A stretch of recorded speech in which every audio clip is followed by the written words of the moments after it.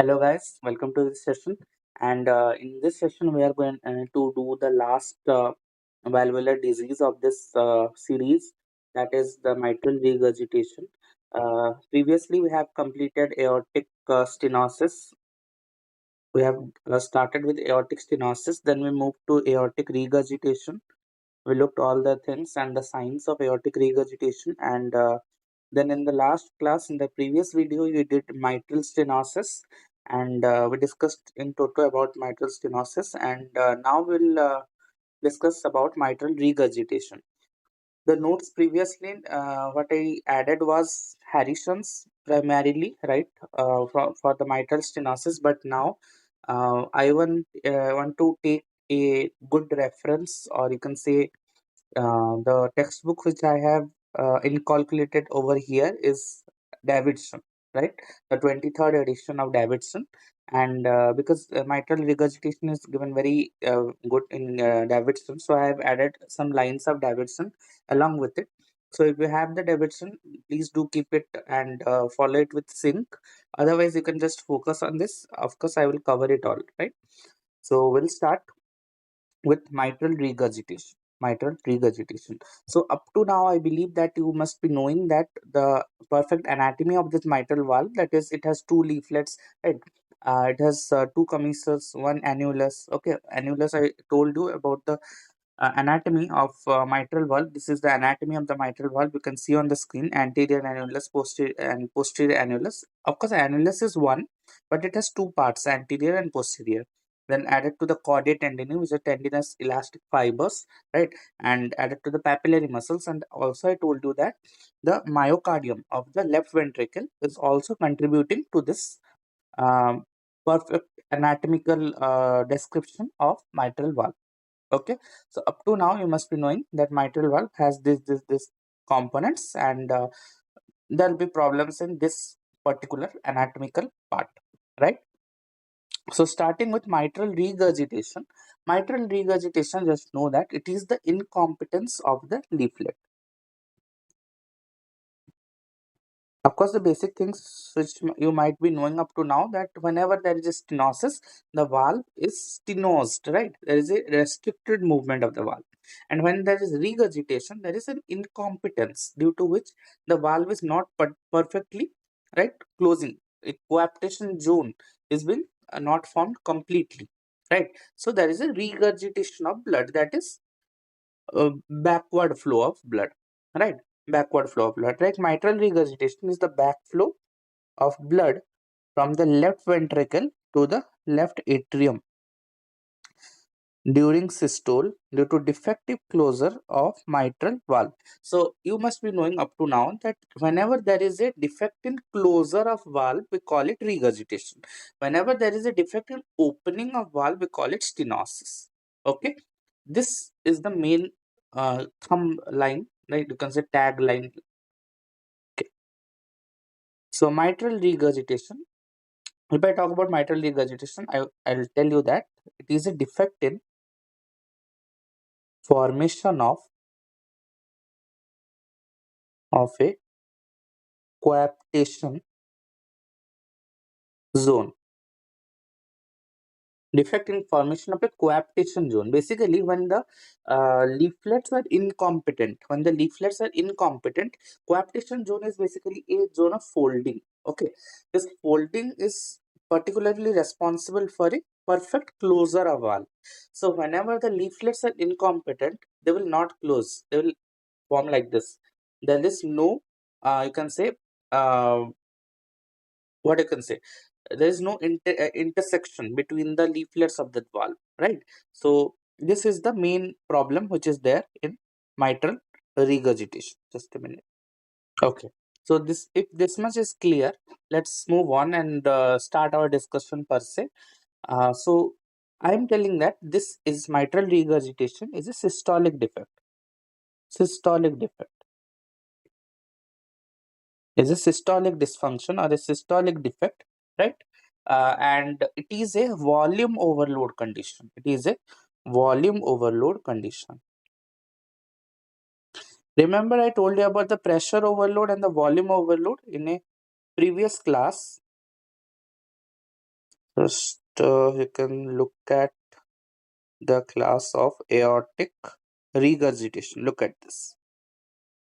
Pressure overload. Pressure overload is when you inflate a balloon, right? You fill it with air. So there is a equal pressure exerting on the heart walls. So it is dilating like this. But whenever there is a volume overload, basically you are filling the balloon with water. So it will move to the dependent portion. If it is moving to the dependent portion and there is a volume overload, the dependent portion will get only hypertrophy, right? So there is an eccentric hypertrophy with dilatation, eccentric hypertrophy. And in pressure overload, you get concentric hypertrophy. So we told that in aortic stenosis, you get pressure overload. That is concentric hypertrophy. In aortic regurgitation, you get volume overload. That is eccentric hypertrophy. So here also in mitral regurgitation, this is a volume overload condition. That is, it will be related with eccentric hypertrophy. Eccentric hypertrophy. This much is clear. So systolic defect, that means that the diastolic function is perfectly normal. The diastolic function of heart is perfectly normal. Okay, so basically there is a the defect, due to the defect, the half of the blood from left ventricle goes to the left atrium, right? So you know the conditions, you know the cardiac cycle, that is isovolumetric contraction is occurring, then rapid ejection, then reduced ejection. We all know this. At this point, that isovolumetric contraction point, just after the isovolumetric contraction, the mitral valve will close, form a coaptation zone. This is the perfect closure, the normal condition. Basically, I am telling that when you have isovolumetric contraction, then you do reduced, sorry, isovolumetric contraction and rapid ejection, and after rapid ejection you get reduced ejection. This is the normal cardiac cycle, we all know this. At the end of isovolumetric contraction, this mitral valve closes. So whenever it is not closing completely, the blood which is going up, okay, the blood is going up from left ventricle to the left atrium. Okay, left ventricle to the left atrium. This condition is called mitral regurgitation. So up to now, I guess you have understood what basic things are occurring. You have understood what are the things which you have to know. And now we can very comfortably move to the causes, the classification, and we'll see along with the causes. So this is the box 16.80, etiology and causes of mitral regurgitation. Let me discuss it here. Okay, so we have something called as acute MR, and we can have a chronic MR, right? Acute MR and chronic MR. So acute MR, and secondly we have chronic MR. Okay, acute MR and chronic MR. Acute MR can be due to the rupture of the chordae tendineae. Can be due to the rupture of this chordae tendineae. I told you that if this chordae tendineae will rupture, this part, this chordae tendineae part, if this will be ruptured, then it will be resulting in acute MR. So tendinous rupture, that is occurring in infective endocarditis due to tendinous rupture. This is responsible for acute MR. Okay, you can have acute MR in case of a MI. Okay, in case of a MI, in inferior wall MI, inferior wall MI, in inferior wall MI, basically you can have this rupture. Okay, this is basically relating to the right carotid artery, which is basically supplying this. Okay, so inferior wall MI may be related to acute myocardial, sorry, not myocardial, mitral regurgitation. Okay, it may be result of some kind of infections which is traveling infection, or there may be an infarct, there may be a ischemia like conditions, anything, right? This is acute MR. If I talk about chronic MR, I can divide chronic MR into primary MR. You can divide this into primary MR or organic MR. First one is the primary MR or the organic MR. Second MR is called the functional MR or secondary MR. Secondary MR or functional MR. Functional MR, right? So we can have a primary or organic, secondary or functional MR. Up to now, this is clear. Okay. Primary MR or the organic MR is basically due to leaflet anomaly. Is basically due to caudate tendon anomaly or leaflet anomaly. Okay, it's due to caudate tendon anomaly or leaflet anomaly, and the most common cause in developing countries. Remember, developing countries, most common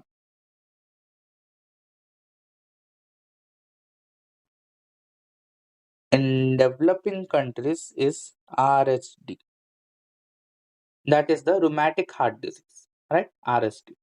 And the most common cause in developed countries is mitral valve prolapse. Most common in developed countries is mitral valve prolapse, MVP. We'll see what is mitral valve prolapse and all. Okay. Otherwise, you can have some MRs due to some other causes like SLE and rheumatoid arthritis even. So SLE, RA may also lead to MR. If I talk about secondary MR is a functional MR is basically due to the annular abnormality. Is due to annular abnormality. You know the annulus, you know about the annulus, posterior anterior, right? I told you in the anatomy part. So if there is a left ventricular dysfunction, most common is left ventricular dysfunction, most common cause of secondary MR, right, is left ventricular dysfunction. If there is a LV dysfunction, then the annular dilatation will occur, and this is basically resulting in secondary type of MR, right? Or you can have other condition like HCM. HCM is hypertrophic cardiomyopathy. Hypertrophic cardiomyopathy. In hypertrophic cardiomyopathy, the systolic anterior movement of mitral leaflet is responsible for the MR, right? The systolic anterior motion of this mitral leaflet. So SAM is always the culprit here, okay, due to SAM. And if you are not understanding what is SAM, what is HCM, we'll make a video of cardiomyopathy where you will understand very easily. Up to now, you can just remember if you have to write, right? So these are the etiological factors. Let's see what Davidson has to give. Mitral valve prolapse, I told you this is the most common in developed countries. Dilated left ventricle or mitral valve ring dilatation, that is the LV dysfunction due to coronary artery disease or maybe due to cardiomyopathy. I told you that HCM is responsible. Due to damage of valve cusps and in this here, in rheumatic heart disease and endocarditis, I told you infective endocarditis can be a cause. RSD can be a cause. Ischemia or infarction of papillary muscles may be related to it. Myocardial infarction, basically the inferior wall MI. Inferior wall MI. And remember, Davidson writes a very important line that many of us ignore, that is, it may follow mitral valvotomy or valvoplasty. Okay, whenever you are repairing the mitral valve, okay, whenever you are repairing the mitral valve, in case of, I told you in previous class, look at this, we were doing percutaneous mitral balloon valvotomy, right? Or you can do valvoplasty also, right? So in these conditions, basically, if the MS is being repaired, it may lead to a secondary kind of MR. It may lead to a secondary kind of MR. Okay, so this can be a reason also. Okay, and I told you about the etiological factors. I told you about all the etiologies, and now we'll move to RSD. Okay, RSD. There's some important lines about RSD, that RSD can be associated with MR, can be associated with MS, can be associated with AS, AR, anything. Okay, so what is the most common combination they ask you in RSD? Most common combination is MR plus MS, right? Most common combination you can say is MR plus MS. It may be resulting with MR plus MR plus AS, okay, AR plus AS, MS plus AR, all of these are conditions. So most common disease if they ask most common heart disease due to RSD is MS, but most common rheumatic heart disease related condition is MR. Okay, are you able to understand? Most commonly occurring disease, most commonly occurring valvular disease in MS is MR. Okay, and this is the thing. This is the thing which you have to understand very classically. Okay, and I told you about the causes. I told you about the features. Okay, now we'll move to the pathogenesis part. Basically, what is occurring in pathogenesis, if you have to say one line, then say there is a decrease in afterload. Afterload is the resistance against which LV is basically contracting. The left ventricle, the resistance against which LV is contracting is called as afterload. So now LV is not contracting at its peak resistance due to the mitral valve. And due to this, the LV blood is now going to LA. Okay, this is the thing. LV blood is going to the LA during systole. Why? Why it is moving? Due to this incompetence of the leaflets, due to this defective formation of a coaptation zone. Okay, defective formation of a coaptation zone. So basically, what is occurring here is, let's say, let us discuss here. So there is a culprit decrease in afterload, and this afterload is responsible for the condition. Decrease afterload. Decrease afterload is basically resulting in the disease process. And due to this, the coaptation zone is not formed completely. The coaptation zone is not formed completely. Due to this non-formation of coaptation zone, what will hear in the heart sound? Please guess. Yes, soft S1. Soft S1 will be responsible for this. This soft S1 and loud S2, this or loud P2, loud A2, early A2. Okay, this all, if you are getting confused, I will make a video on heart sounds as well. But here, soft S1 will be seen due to this non-formation of coaptation zone. They are not formed completely. They are not intersecting completely. So there is a leaflet incompatibility due to which there is a leaking of blood. Due to this coaptation zone, what is occurring is that there is a leaking of blood from LV to LA. Leaking of blood from LV to LA. There is a leaking of blood from LV to LA, and this is basically causing the increased blood in LA. Increased blood in LA. Increased blood in LA. Okay, increased blood in LA. So basically, if the LA blood is increasing, obviously it will reflect in the ventricle as well. If the blood is in the upper chamber is increasing and the lower chamber, it will flow, right? It will flow into the LV. And if it is flowing into the LV, is it a volume overload or is it a pressure overload? Obviously, this is a volume overload because volume of blood is going. There is no point of any transvalvular pressure. That is, if you are remembering, if you are focusing, I never talked about the delta P which I had taken in aortic stenosis, in mitral stenosis here. In here, there is no role of delta P. There is no role of a pressure gradient.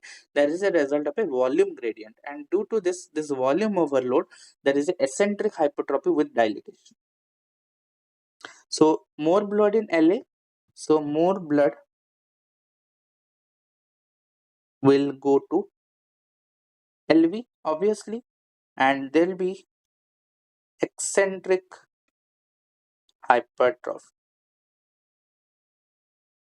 So this is the very classical thing which you have to understand over here, that there is a eccentric hypertrophy. Okay, there is an increase in the radius, and due to the thickness is not increased. Basically, there is there is, you can say, the contraction, the contractility of the heart is eventually impaired because there is a eccentric hypertrophy. The contractility is basically impaired. Impaired contractility. Impaired contractility, and this may be leading to LVF, that is left ventricular failure. Okay, So this is the classical pathogenesis of your mitral regurgitation. Okay, mitral regurgitation. And now we'll move to the other part. Now the other part, that is, do you know about the Laplace law? If you have seen the Laplace law, the wall stress, the stress of the wall is basically directly proportional to the radius. Wall stress is directly proportional to the radius. If the radius goes on increasing, the wall stress also goes on increasing. Okay, if the radius goes on increasing, wall stress will always go to increasing. There is an eccentric hypertrophy. That means that the radius is keeping on increasing. The radius of LV, okay, is keeping on increasing in MR. The radius is keeping on increasing. If the radius is keeping on increasing till LVF, till we develop LVF, okay, so of course the stress on the wall is going on increasing. The stress on the wall is going on increasing. So I want to tell you that it is a thin walled LV in MR. Okay, so it is requiring the radius. The radius is going on increasing. Okay, wall stress is going on increasing. It is requiring less filling pressure. Okay, it is requiring less filling pressure. So they can ask you direct questions based on this condition, and obviously you have to decrease the afterload. Okay, the afterload is decreasing. Okay, the afterload is decreasing over here. There's a decrease in afterload. Okay, so you have to increase the afterload in conditions. Okay, to increase the afterload in the main condition. Okay, so basically I am telling that we have some drugs. We have some drugs like NTG. NTG is nitroglycerin. Nitroglycerin or sodium nitroprusside. What are these drugs? These drugs are basically arterial dilators. Artery dilators. If they are artery dilators, if they are dilating the artery, if the artery is dilated, what will happen to the resistance? Decrease resistance. Decrease resistance. Right. And if there is decreased resistance, there is increased blood flow. Decreased resistance obviously means increased blood flow. Okay. This is the condition. So in acute MR, we are using these drugs. Why? The most important take home message which I want to give, that why we are using this in acute MR, used in acute MR, because they're improving the blood flow. They're improving the blood flow. So along with this, we are basically controlling the BP. Okay, so strict BP control is a telltale, or you can say a diagnostic type of thing. Okay, and this BP is basically diagnostic of this condition most probably. But I am telling auscultation, the soft S1, and the murmurs, loud P2, many diagnostic things are there over here. But the main thing which I want to tell, that what is the rationale behind these drugs which are being given here. The main rationale is to increase the blood flow. Okay, because the afterload is less. Are you able to understand? Okay. Severe, this type of thing I told you. Okay. Look at this. Gradual LA dilatation with little increase in LA pressure, and LV dilates slowly due to chronic volume overload. The main thing is chronic volume overload. And this chronic volume overload is basically responsible for this eccentric hypertrophy. Eccentric hypertrophy. Okay. Eccentric hypertrophy. Okay. If the LV is failed, what will happen to the LVEDP? LVEDP I told you earlier, that is the left ventricular end diastolic pressure. LVEDP increases. I told you if there is an increase in pressure in LV, then there is an increase in pressure in LA. So LAP increases. And if there is an increase in pressure in LA, what will have? Progressive heart failure.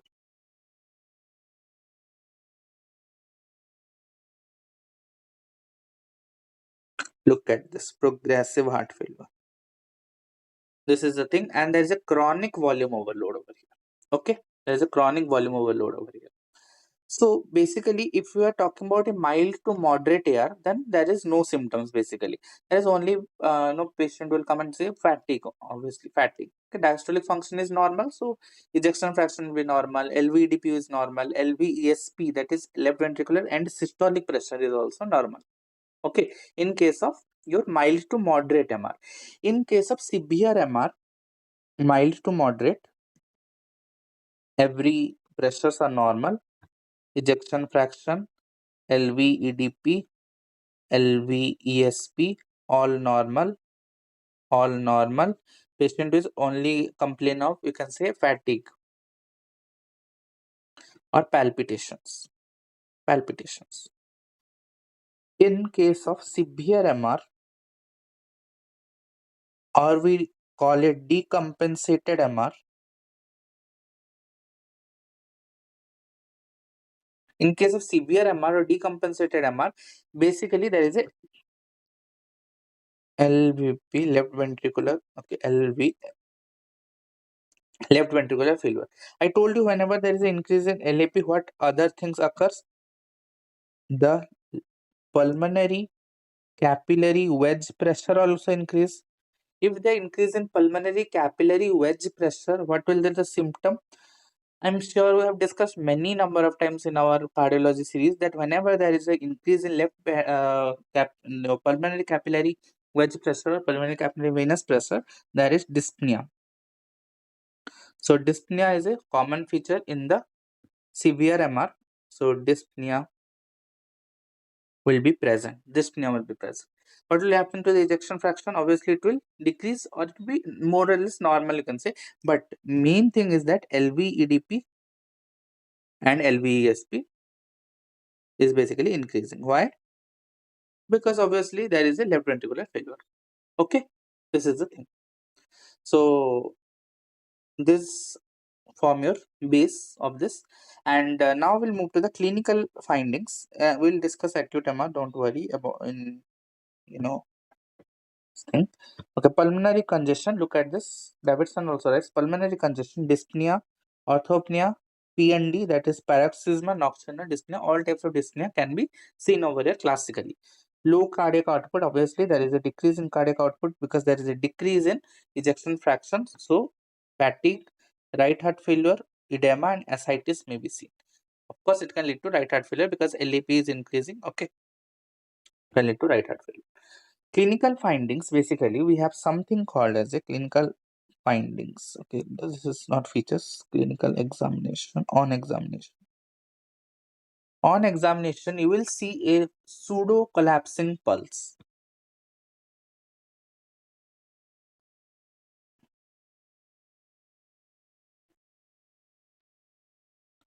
Pseudo collapsing pulse, that is this type of pulse. There is a sustained apex, there is a sustained peak. Okay, well sustained peak, and this is a normal volume one, normal volume.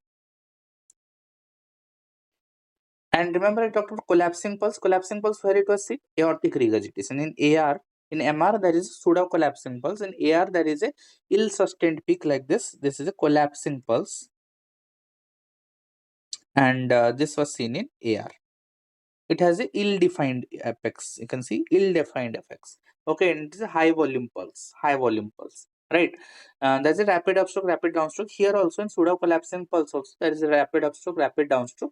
Okay, but the peak is basically well sustained. Well sustained peak. This is the thing. The second thing which you will observe is that BP. What is happening to the BP? Blood pressure here, remember, it is very normal here. Okay, normal. Blood pressure is normal. In severe MR, basically, there is left ventricular failure. Of course, you can have a narrow pulse pressure, which we discussed in the earlier lectures as well, why there is a narrow pulse pressure. But BP more or less is normal. You can't see just very mind, say, manifestations. If I talk about the apex of the heart, there will be hyperkinetic apex or hyperdynamic apex. Apex is hyperkinetic. The hyperkinetic apex. Okay. a hyperkinetic apex and a down and out apex. Okay, basically in jugular venous pulse, you'll have a arterial filling wave more prominent. Okay, in arterial filling wave will be more prominent. Basically, the V wave we say the V wave is JVP. V wave is more prominent.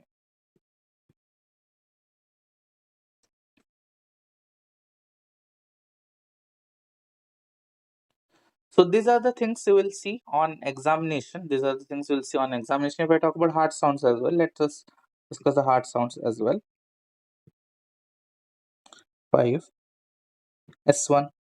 What will be the S1? Of course, there is a loss of coaptation zone. Okay, there is a loss of coaptation zone. There is a loss of your inefficient contraction is occurring. Inefficient due to this, the coaptation zone is not formed. Then there is a loss of coaptation zone. The isovolumetric contraction is basically the pressure of isovolumetric contraction is ineffective. If there is an ineffective contraction, the dP by dt basically, which is delta P, you can just remember. Delta P is very less. Okay, we don't usually talk about delta P in this type of conditions, but just remember that delta P is less inefficient contraction. So basically the basic thing which you have to remember is soft S1. Soft S1 basically. Okay. Then S2. S2, remember there is a early A2. Early A2, you can also have a wide split S2.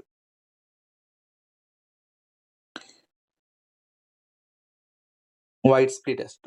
Okay, a early A2 or a wide split S2 can be seen over here. Okay, because the left ventricle is easier to fill than the right ventricle. If the left ventricle is easier to fill than the right ventricle, then the aortic valve is doing its job early. If something is very easy, then you do it fast. Okay, this is applicable to humans also and also the heart. Okay, if something is easy, we'll do it fast. So early A2, the aortic valve is doing its job early. Okay, because everything is fine. Everything is fine. So left ventricle is easier to fill. Okay, this is the thing. Then S3. S3. S3 is universal in MR. Always seen. Always seen. Okay, even without failure, S3 is always present, but S4 you never get. S4 you will never get. S4 will never get. Because S4 is only seen in non-dilated, non-compliant ventricle, but here it is dilated. Okay. Easy? Okay. These are the things. If I talk about the murmur, let's just talk about the murmur as well. Let's talk about the murmur as well. Murmur will be heard at apex and left lateral position. Murmur.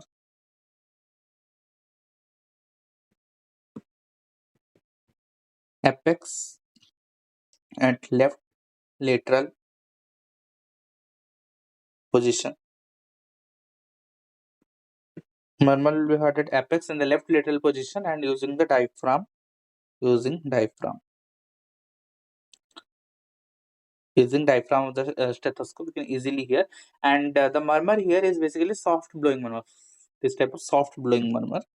Soft blowing. A soft blowing murmur with a high frequency.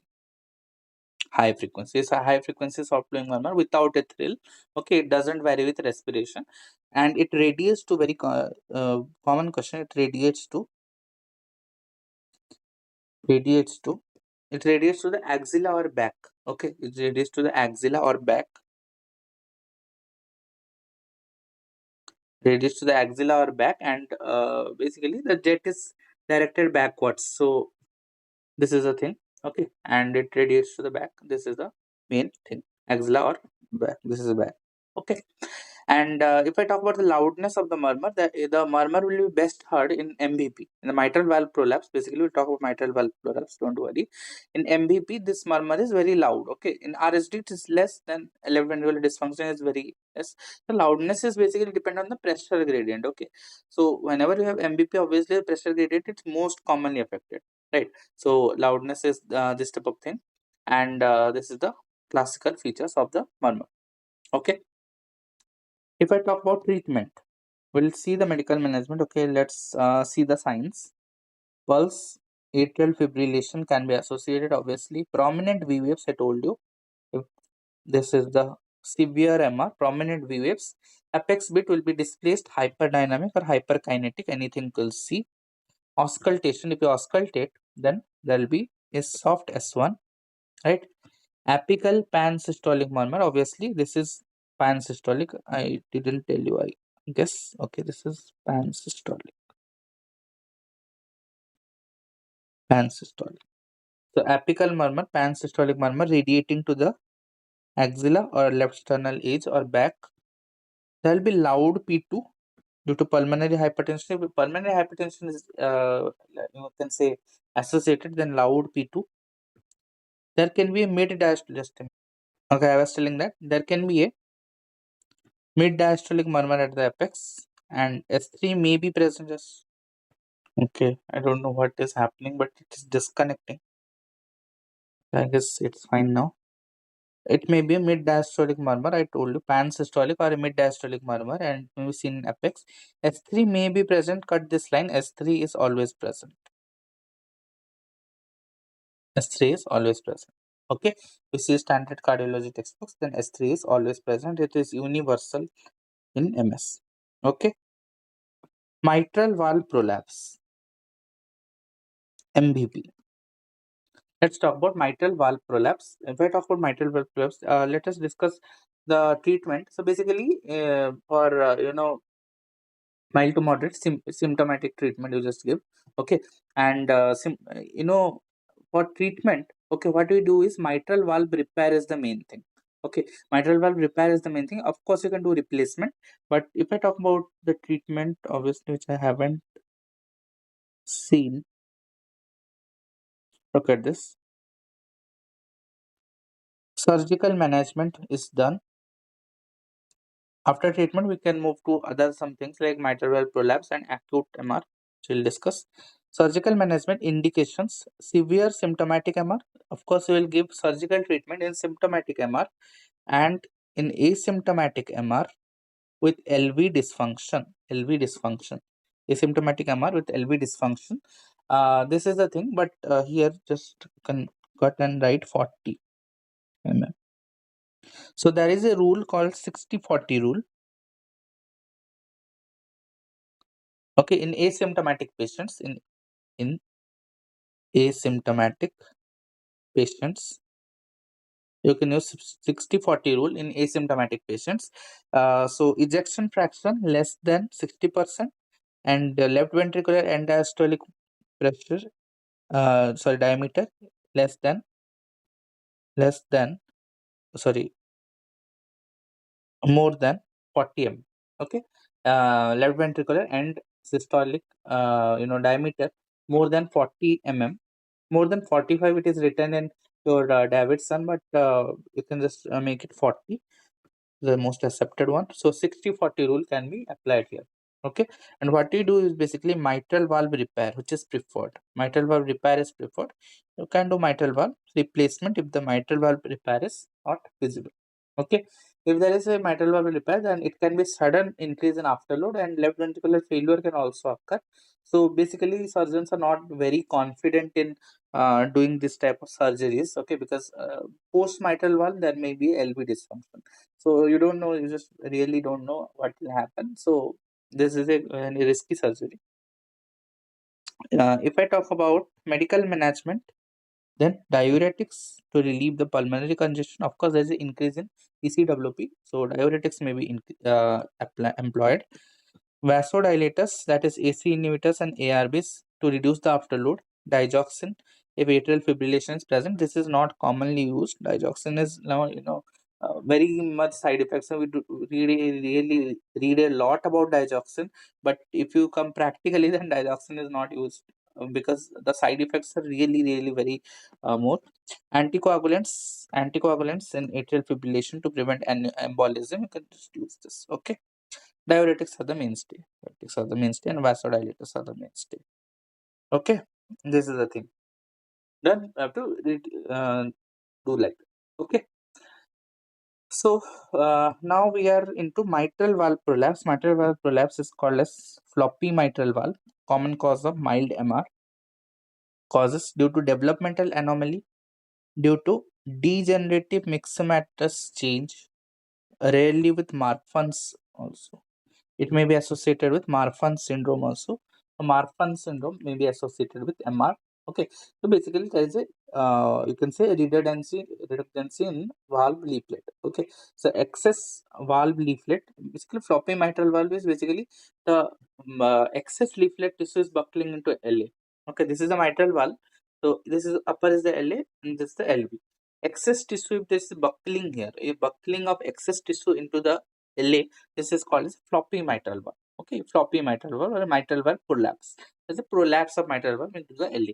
Okay, so you can write excess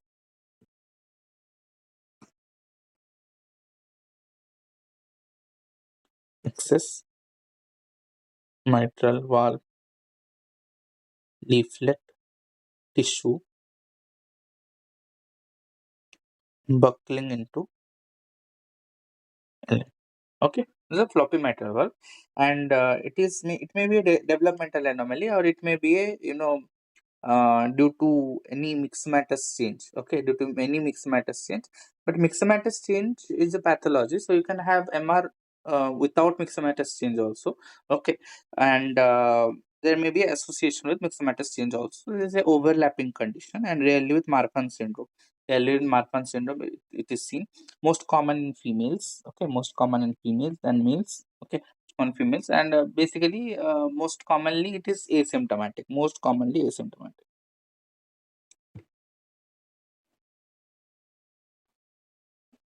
most commonly it is asymptomatic. Okay, most commonly it is asymptomatic, and this prolapse is basically commonly of the posterior leaflet, common of posterior leaflet, posterior leaflet MVP is most common. Posterior leaflet MVP is most common, most commonly seen as posterior leaflet MVP. Okay, this is the thing. So for excess leaflet tissue is buckling into LA. I told you excess leaflet tissue may be buckling into LA. It may be resulting in the deposition of glycosaminoglycans. Okay, and it may be a calcification. It may be annulus weakening, calcification, a any type of you can say myxomatous change. Okay, myxomatous change, degenerative myxomatous change. Basically, annulus weakening, dilatation. Obviously, this type of things occur, or calcification. This will lead to MR. This, if it is occurring, if the deposition is occurring in the chordae, okay, in the chordae tendineae, then it will cause chordae rupture. This type of thing, chordae rupture. You saw now? If this caudal rupture is occurring, then it may be resulting in acute MR. Acute MR is a condition of caudal rupture or papillary muscle dysfunction. Okay, this deposition, this excess tissue may pull to the chordae. This excess tissue, just look at this excess leaflet tissue may pull chordae. Excess leaflet tissue may pull on the chordae, and it is associated with the papillary muscle. Papillary muscle in turn is associated with the left ventricular myocardium. So it may have an ischemia or infarction of the papillary muscle. Ischemia or infarction of the papillary muscles. This is the cause of infection or infarction or ischemia. Okay, this is the thing. So this is the thing, and murmur features mid systolic click with late systolic murmur. This is the classical thing, and murmur lengthens with standing or valsalva. Murmur lengthens with standing or valsalva. Basically, the murmur is a high pitched whooping or cooing dove murmur. Okay, murmur is a high pitched whooping or cooing dove murmur. High pitched whooping or cooing dove murmur. Okay, and it is a mid systolic crescendo decrescendo, mid systolic crescendo decrescendo murmur.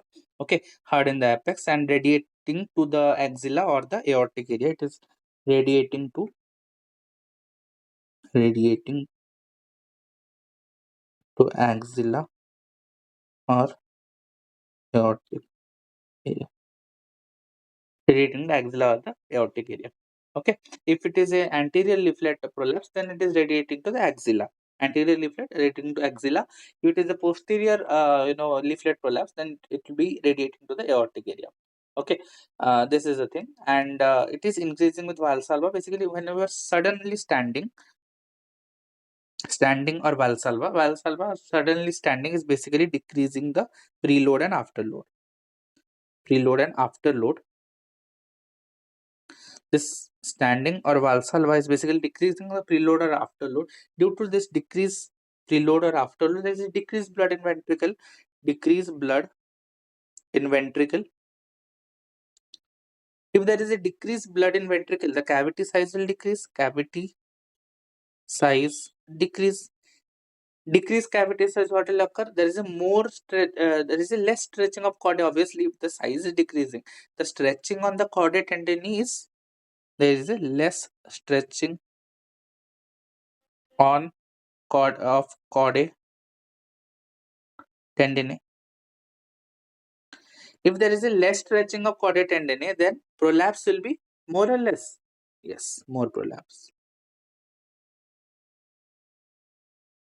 The stretching of chordae tendineae is this type of thing is occur.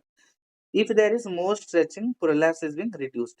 If there is less stretching, this will occur. Less stretching. If there is more stretching, prolapse will be reduced. If there is less stretching, this will occur. So more prolapse. Okay, prolapse hasn't reduced. Okay, prolapse hasn't reduced. And if there is more prolapse, obviously the prolapse is directly proportional to the murmur duration. So obviously the click will move closer to S1. That is, it's a long duration murmur.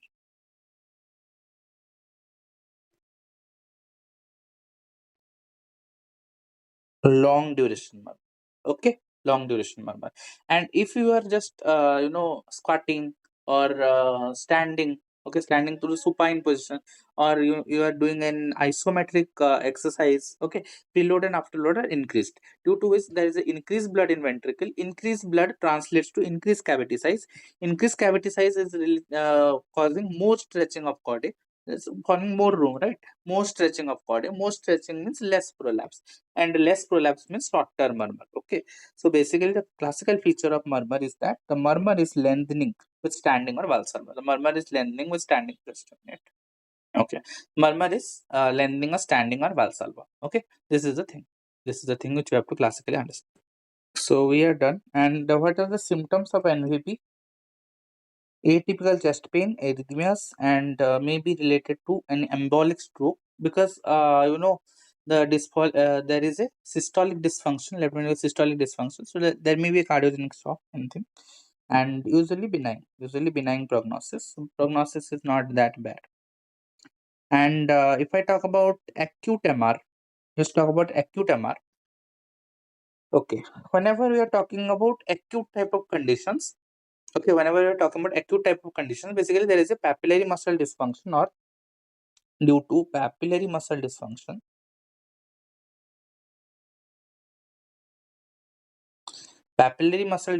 or caudal rupture.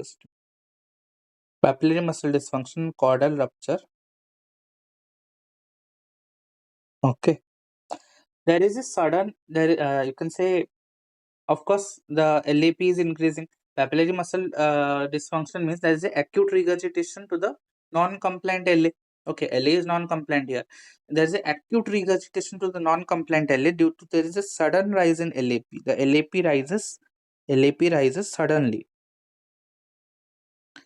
There is a sudden rise in LAP with no time for compliance. There is no time to, you can say, increase the compliance. No time for compliance to increase. There is no time for compliance to increase, due to which there is a sudden increase in pulmonary capillary. PCWP is increasing suddenly, and there is a sudden dyspnea. There is a sudden dyspnea and pulmonary edema will occur. Pulmonary congestion. Dyspnea leads to pulmonary congestion, and this will lead to pulmonary edema. This is the lines which is written in Davidson.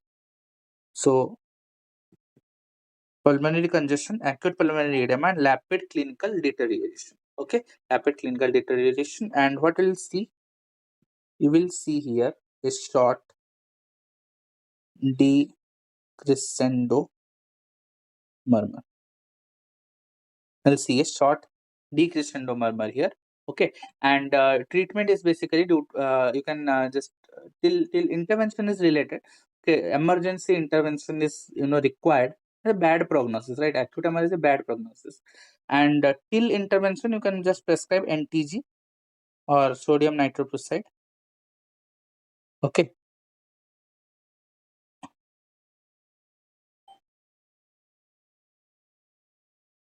NTG or sodium nitroprusside, and emergency intervention by a CT-based surgeon is required. Bad prognosis. Bad prognosis. Okay, with this we are done, and this ECG chest X-ray ECG. Of course, there is a left atrial hypertrophy. AF may be seen. Left ventricular hypertrophy if chronic. LV hypertrophy in chronic. We told there is a chronic volume overload, right? If I talk about chest X-ray, then LA and LV will both be enlarged. Enlarged LA and LV, and of course, we will see pulmonary congestion due to increased PCWP. Echocardiography shows LV dysfunction, LA size, regurgitant volume, and jet size. Diagnostic evaluation of choice. Cardiac catheterization used if surgery is considered. Measures V waves in JPP, right? And detects coexisting coronary artery disease. Okay, cardiac catheterization. Complications, obviously, left ventricular failure is the first complication very commonly seen. Pulmonary hypertension due to this pulmonary edema, congestion, anything. Atrial fibrillation may be associated because LA is non-compliant. Infective endocarditis and systemic embolisms may be there, right? So we are done with all of the points given in Davidson, and we discussed in total about the mitral regurgitation. I hope you understood. We'll meet again in the next part. There'll be of cardiology. Let's see. We'll take up heart failure, cardiomyopathy, depending on the situation, right? So with that, thank you for watching, and please do read and all summarize all the lesions. Summarize all the, you can say, valvular lesions, because valvular heart diseases are very important part. Heart diseases are very important as per your entrance is concerned, or as per your theory exams are concerned. They keep on asking. So please do it, and thank you. Bye bye.